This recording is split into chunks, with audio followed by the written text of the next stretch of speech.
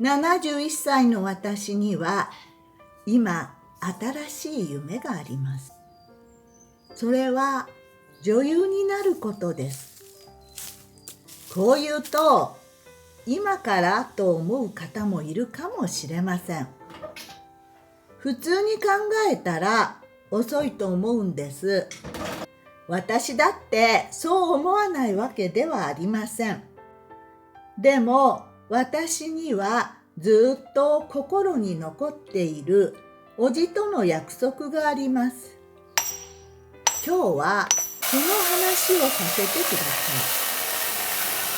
い。私は日々の暮らしをとても大事にしています。お日様と共に起きる。これは何十年も変わらない習慣です。暮らしの基本はあまり変わらなくても、やりたいことはその時々で少しずつ変わっていきます。好きなものも変わる。考え方も変わる。年齢やその時自分がいる環境で夢も少しずつ形を変えていくのだと思います。でも私はそれでいいと思っています。変わったっていい。人はずっと同じじゃないですものね。変わるというのは悪いことではなくて、生きているということなんじゃないかなと思うんです。もちろん年を重ねるといろいろあります。動きは鈍くなるし、小さい字は見えにくくなる。顔のシワは増える。人の名前もパッと出てこなくなります。それでも大丈夫だと私は思っています。夢は一つじゃないから、やりたいことは一つ終わったら終わりではないです。まだまだ出てくるんですよね。だから大丈夫。私はまだ元気に夢を追っていける。小さい頃なりたかったものはいろいろありました。最初はバスガイドさんでした。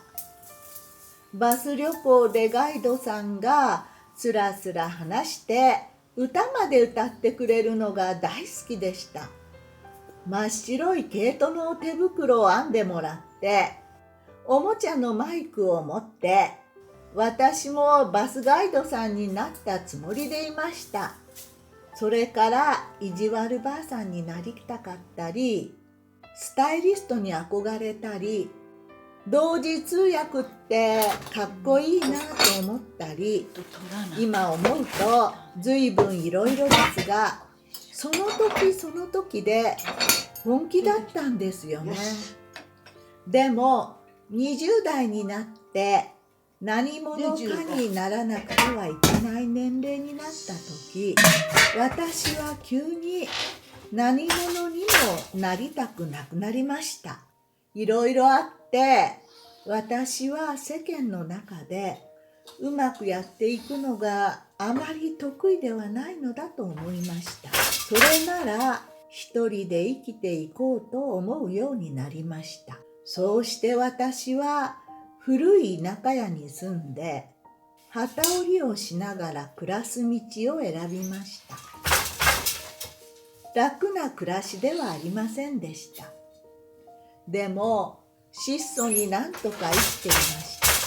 昼間は旗を折って夜になると暗くて広い家の中でその時間をやり過ごすように文章を書き始めました。それから森に住みました。森に住んでも旗を折って少しずつ文章を書いていました。いつか本になったらいいなと、そんな夢をずっと持っていました。忙しくなってあまり書けなくなった時期もありました。それでも本を出したいという気持ちはどこかにずっと残っていたんです。そして私は2冊の本を出すことができました。夢って叶うこともあるんだなと思いました。もちろん叶わなかった夢もあります。でもよく見てみると、ちゃんと叶ってきたものもいくつもあるんですよね。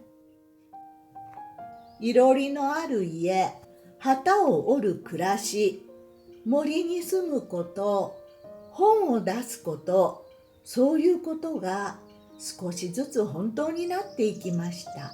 だから私は夢を見ることは無駄じゃないと思っています。夢を見ながら生きる。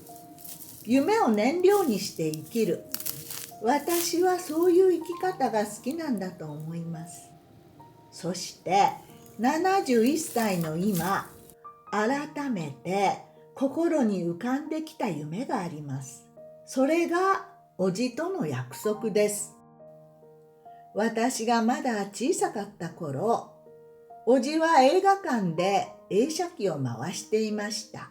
おじは映画が大好きでした。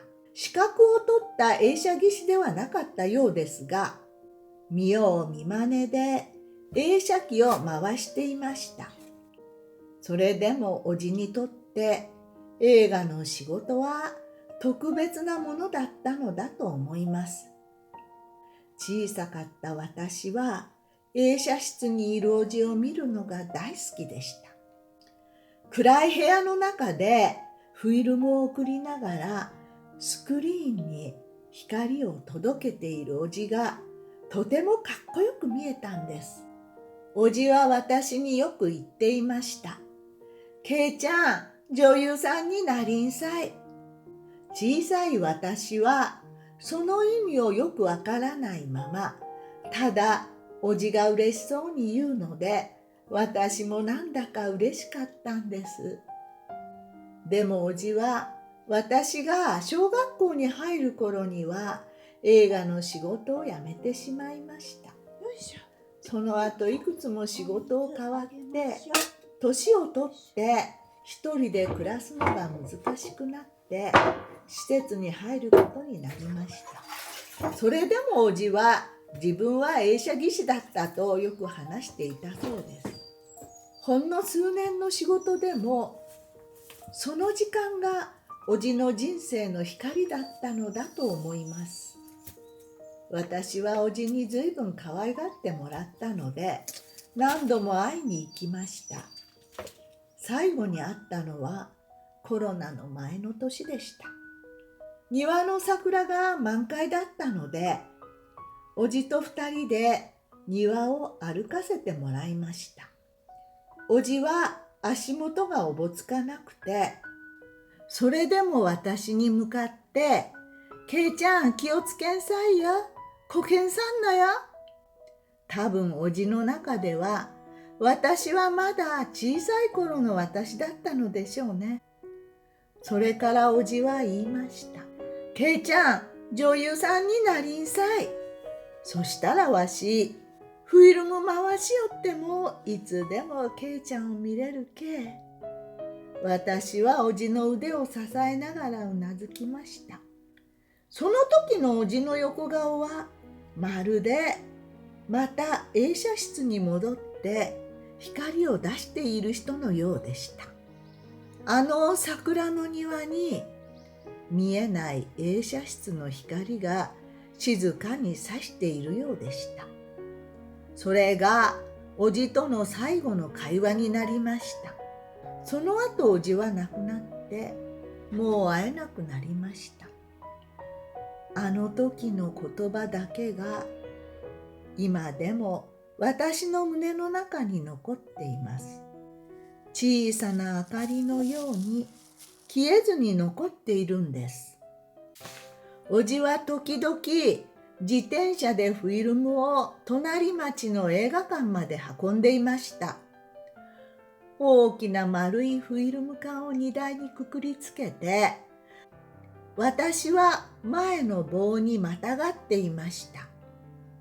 瀬戸内海の海沿いの道をおじは力強く自転車を漕いでいきました。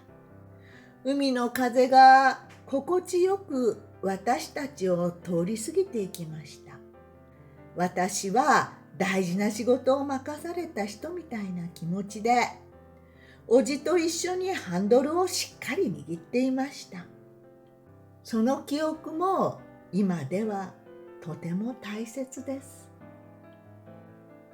映写室のおじ、桜の庭のおじ、海辺の道を自転車で走ったおじ、その人が私にくれた女優になりんさいという言葉が今頃になって私の胸の中でまた動き出しました。